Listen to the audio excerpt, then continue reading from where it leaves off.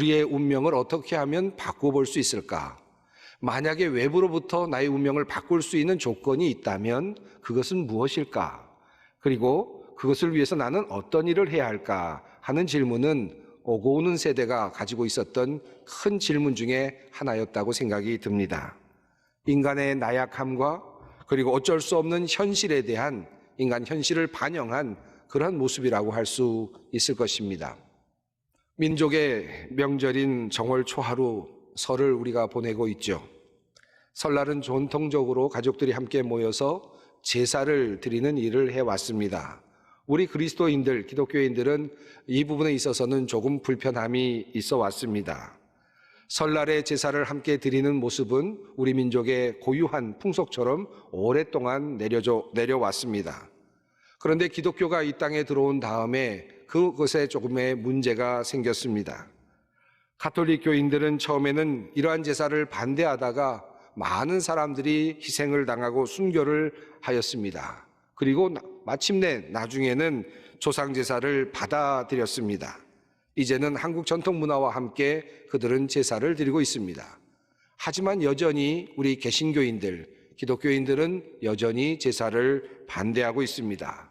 그러다 보니 제사철만 되면 또는 설날과 같은 특별한 명절이 되면 여러 가지로 가족들과 함께 조금 불편한 관계에 놓일 때가 많이 있습니다.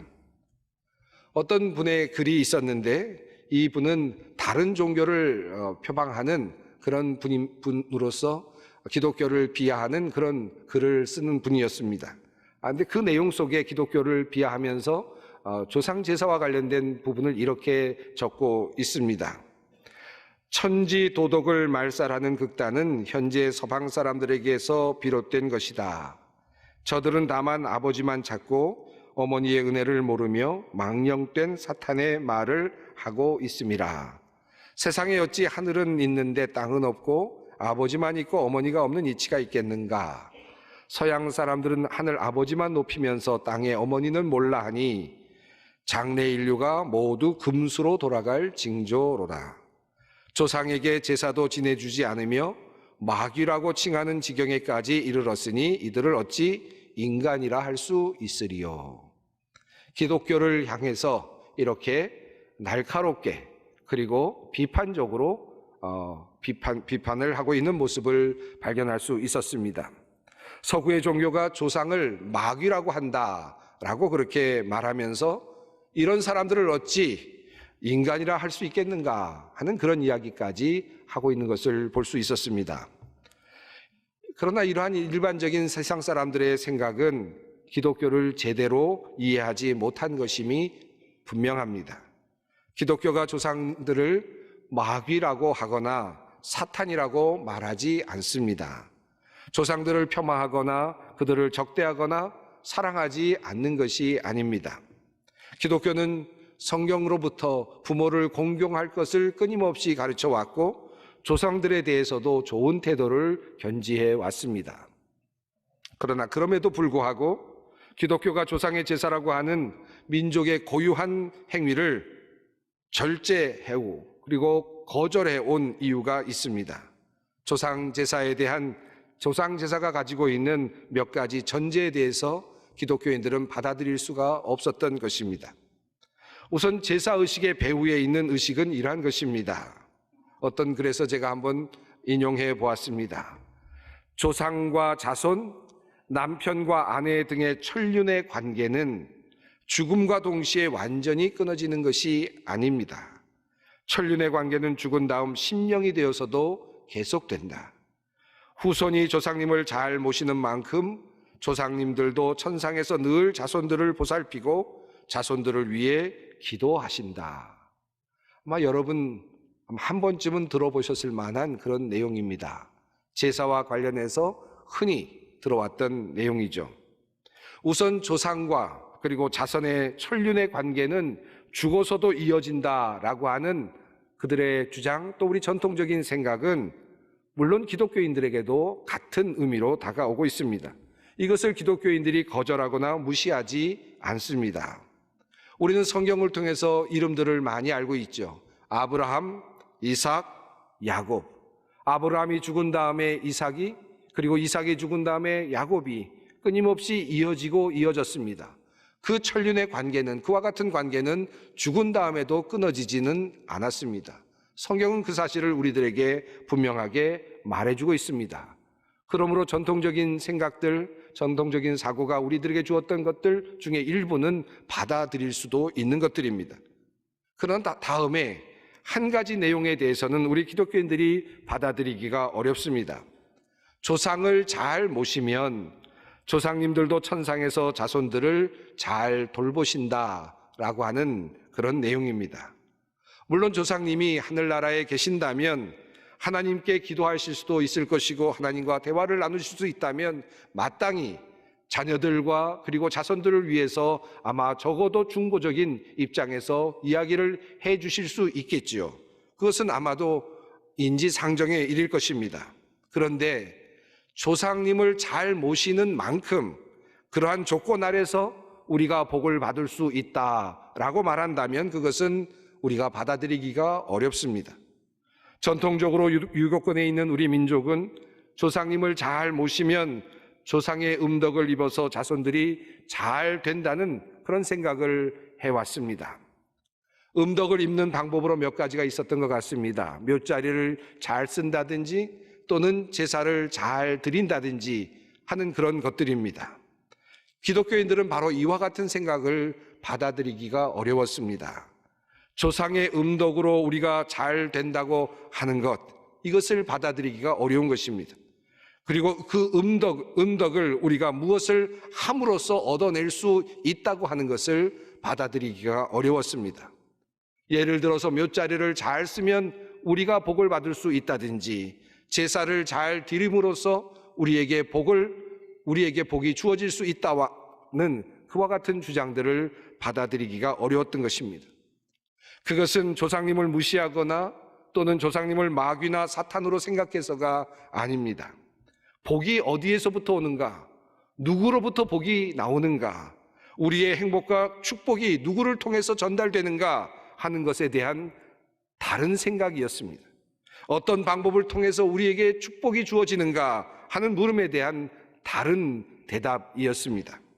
우리의 조상 덕분에 후손들이 행복해지거나 복을 받을 수 있는 것인가? 여러분에게 한번 질문을 던져보겠습니다. 여러분의 마음에 답을 한번 해보시죠. 예스입니까? 아니면 노입니까? 많은 분들이 기독교적인 믿음은 노일 것이다 라고 생각을 합니다. 조상들은 우리의 운명에, 우리의 복에 관여할 수 없다라고 생각하는 분들이 종종 있습니다. 그러나 제가 보기에 대답은 예스가 되어야 합니다. 성경 말씀을 한번 보겠습니다. 여호와는 노하기를 더디하시고 인자가 많아 죄악과 허물을 사하시나 형벌을 받는 자는 결단코 사하지 아니하시고 아버지의 죄악을 자식에게 갚아 3, 4대까지 이르게 하리라 하셨나이다. 아버지의 죄악을 어떻게 하겠다고 하셨습니까? 3, 4대까지 이르게 하시겠다라고 말씀하셨습니다. 이 말씀의 뜻은 무엇이겠습니까? 아버지의 잘못이 아들에게까지 전가될 수 있다. 아버지가 잘못한 것이 3대, 4대까지 영향을 미칠 수 있다라고 하는 성경의 말씀이죠. 또 다른 성경을 한번 보겠습니다. 전능하신 하나님이 내게 복을 주시어 내가 생육하고 번성하게 하여 내가 여러 족속을 이루게 하시고 아브라함에게 허락하신 복을 내게 주시되 너와 함께 내 자손에게도 주사 하나님이 아브라함에게 주신 땅 곧 내가 거류하는 땅을 내가 차지하게 하시기를 원하노라. 축복도 마찬가지입니다. 하나님께서 아브라함에게 주시기로 약속하신 그 땅을 이삭에게 주시고 그리고 이삭에게 주시기로 약속하신 그 땅을 야곱에게 주시고 야곱에게 주시기로 하신 그 약속된 땅을 그의 자손들에게 주시겠다라고 하는 말씀입니다. 그 땅을 차지할 수 있다는 것입니다. 누구 덕분입니까? 그들의 선조 덕분입니다. 그들의 조상 덕분에 그들이 그 땅을 차지할 수 있을 것이라는 주님의 말씀입니다. 그러니까 조상이 후손들의 행복과 불행에 영향을 미칠 수 있다는 말씀입니다. 성경은 저주에도 그리고 복에도 같은 영향을 미칠 수 있다는 사실을 우리들에게 분명히 알려주고 있습니다. 그런 의미에서 우리의 전통적인 생각이나 기독교적인 관점은 나름의 상관관계를 가지고 있습니다. 비슷한 입장을 가지고 있죠. 그런데 한 가지 다른 점이 있습니다. 기독교의 생각과 전통적인 사고가 가지고 있는 생각에 분명히 다른 점이 있습니다. 전통적인 우리 민족들, 우리들의 생각에는 조상들이 언제부터 우리의 후손의 기륭화복에 영향을 미치는가? 물론 살아서도 영향을 미치겠습니다마는 강력하게 미치는 모습으로 죽음 이후의 모습을 늘 상정합니다. 그들이 죽은 후에 혼령이 되거나 또는 신적인 능력을 갖게 되어서 인간 이상의 능력을 가지게 되셔서 우리들의 조상들이 그 힘으로 후손들을 돌보게 된다는 생각을 해오는 것 같습니다. 그러나 기독교의 생각은 다릅니다. 조상들은 신이 아니기 때문에 죽어서도 살았을 때와 마찬가지로 그 이상의 능력을 발휘할 수 없다는 것이죠. 인간은 그저 인간일 뿐입니다. 죽어서도 인간입니다. 흙으로 돌아갔으면 흙일 뿐입니다. 영혼은 하나님의 품에 안겼을지 모르지만 그렇다고 해서 그가 신적인 능력이나 특별한 능력을 가질 수는 없다는 것입니다. 만약에 그 조상들에게 신적인 능력이 부여되어서 우리가 그분을 믿고 그분을 섬기게 된다면 우리는 하나님 이외에 또 다른 신을 섬기는 그런 입장이 될 것입니다. 기독교인들이 그렇게 가족들의 핍박을 받으면서도 제사를 드리지 않으려고 했던 이유가 바로 여기에 있습니다. 자칫하면 우상 숭배가 될 수 있다고 믿었기 때문입니다. 조상들에게 신적인 능력이 없다고 믿으면 아무런 문제가 없습니다. 하나의 효의 표현이라면 아무런 문제가 되지 않습니다. 가족 사랑의 모습이라고 하더라도 아무런 문제가 되지 않을 것입니다. 효를 가르치기 위한 하나의 방식이라고 해도 아무런 문제가 되지 않았을 것입니다. 존경의 표시 충분히 가능한 일입니다. 그러나 만약 조상들의 신적인 능력을 가지고 있어서 그분을 제대로 섬겨야만 우리에게 자손들에게 복이 주어질 수 있다고 믿고 그 일을 하고 있다면 그것은 우상 숭배에 해당할 수 있다는 말씀입니다. 그렇다면 우리 기독교인들이 생각하고 있는 우리의 조상들이 자손들에게 영향을 미칠 수 있고 그 복을 전수할 수 있는 방식은 무엇입니까? 우리의 믿음의 조상들이 죽은 다음에 그것을 전수하는 것이 아니라 후손들에게 영향을 미칠 수 있는 조건은 그들이 이 땅을 살아가는 그 현실 가운데 있음을 성경은 우리들에게 이야기합니다. 죽은 조상이 우리의 자손들의 운명을 바꾸는 것이 아니라 살아있는 동안 조상이, 다시 말하면 우리들이 이 세상에서 하나님을 섬기는 바로 그것이 후대의 자손들에게 영향을 미치고 그들에게 복을 전해줄 수 있다는 말씀입니다. 그러므로 기독교인들에게는 죽은 조상이 문제가 되는 것이 아니라 살아있는 조상이 될 사람들이 문제가 됩니다. 우리들이 문제가 된다는 말씀입니다. 우리가 살아있는 동안에 어떤 조상이 될 것인가, 어떤 믿음의 조상이 될 것인가, 후손들에게 하나님의 복을 전달할 수 있는 조상이 될 수 있을 것인가, 아니면 저주를 전가시킬 조상이 될 것인가 하는 이 모든 것들이 오늘 우리들에게 달려있다라는 말씀입니다. 아브라함은 자신이 살아가는 동안 하나님으로부터 복을 받았습니다. 그리고 그 복을 자식에게 넘겨주었습니다. 이삭에게 그 복을 넘겨주었습니다.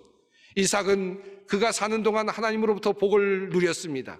그리고 그 복을 자신의 자식에게 야곱에게 넘겨주었습니다. 하나님의 복을 받아서 그 복을 후손들에게 넘긴 것입니다. 이런 관점에서 본다면 우리의 생각과 유교적인 생각에는 거리가 있다고 생각이 됩니다. 전통적인 제사관은 현실을 사는 우리들이 받는 복에 큰 관심을 갖고 있는 듯 보입니다. 어떤 면에서는 이기적이라는 생각도 듭니다. 나의 복, 내가 받을 복에 큰 관심이 있습니다. 조상을 달래서라도 내가 받을 복, 내가 오늘 받는 복에 관심을 갖습니다. 조상의 몇 자리를 바꾸어서 내가 오늘 받는 복에 관심이 있습니다.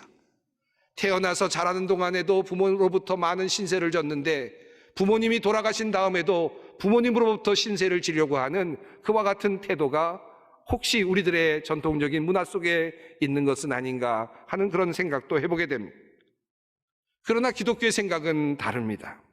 내가 받는 축복은 내가 만들어 가는 것입니다.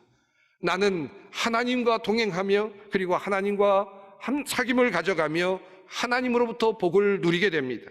나의 생각과 나의 행위를 통해서 유일하신 하나님과의 관계를 통해서 복을 쌓아가게 되는 것입니다.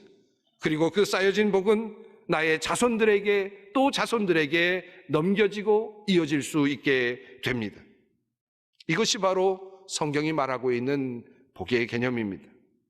그런 의미에서 조금 과격한 해석이 될 수 있을지는 모르겠습니다만은 우리들의 자손들은 스스로 무엇을 하지 않아도 하나님으로부터 그 축복을 부모로부터 얻을 수 있다는 그런 결론에 도달할 수 있습니다. 아브라함을 보십시오. 이삭을 보십시오. 야곱을 보십시오. 야곱과 같은 경우는 사실은 속이는 자였고 그리고 많은 죄악도 가지고 있었던 사람이었습니다. 많은 시간이 지나서야 그는 자신의 힘으로 하나님의 복을 쌓아갈 수 있었습니다. 그 전까지 모든 것은 은혜였습니다. 자신의 아버지로부터 할아버지로부터 주어진 그 은혜 때문에 살았던 사람이었습니다. 마침내 그는 하나님의 복에 접근할 수 있었습니다. 오늘 본문은 하나님께서 모세를 통하여 이제 막 가나안 땅으로 들어가는 이스라엘 백성들에게 해 주시는 하나님의 말씀입니다. 말씀 중에 이런 표현이 나옵니다. 우리 조상들에게 맹세하신 땅을 우리에게 주어 들어가게 하시려고 우리를 거기서 인도하여 내시고. 성경 말씀은 분명히 말하고 있습니다. 우리 조상에게 맹세하신 땅을 우리에게 주어 들어가게 하시려고. 아브라함에게 맹세하셨던 땅, 이삭에게 맹세하셨던 땅, 야곱에게, 요셉에게 약속해 주셨던 그 땅이었습니다. 그런데 수백 년이 지났습니다. 이스라엘 백성들은 애굽의 포로로 잡혀가서 그곳에서 생활을 하고 있었습니다. 수백 년이 지난 후에 하나님께서는 그의 선조들과 약속하셨던 그 약속을 기억하셨습니다. 그리고 이스라엘 백성들을 가나안 땅으로 인도해 내셨습니다. 그 복은 전적으로 그의 선조들이 만들어 놓은 복이었습니다. 하나님과 아브라함의 관계 속에서, 하나님과 이삭과의 관계 속에서 만들어졌던 축복이었습니다. 그것이 바로 가나안 땅이었습니다.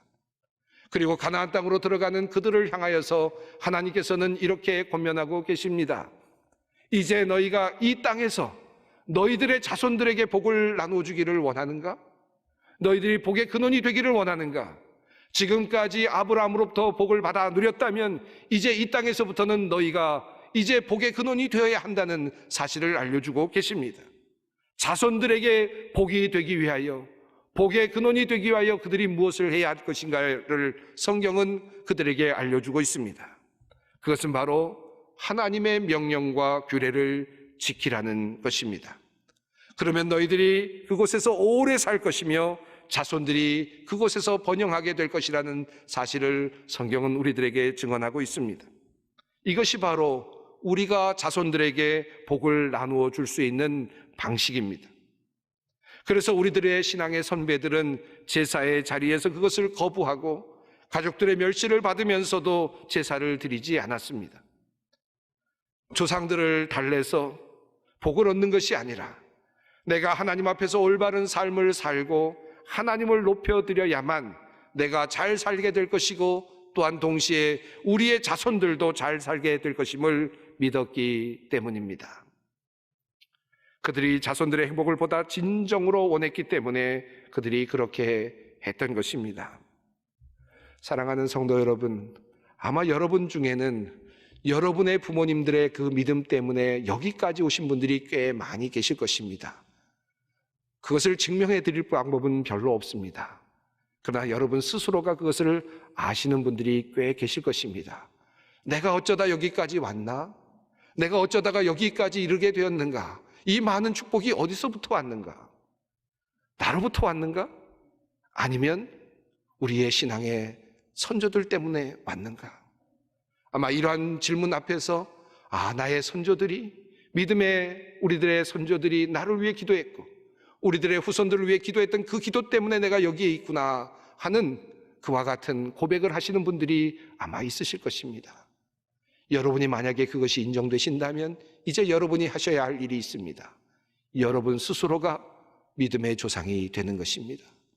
여러분의 후손들이 언젠가 다시 그들의 인생을 다시 되짚어보면서 내가 왜 여기까지 왔는가, 어쩌다 여기까지 왔는가를 다시 되짚을 때 나의 부모님의 기도였구나, 나의 선조들의 기도 때문이었구나 라는 고백을 할 수 있게 될 것입니다. 우리가 살아있는 동안 하나님 앞에서 그 복을 쌓아나가는 귀한 우리들의 삶이 되기를 간절히 바랍니다.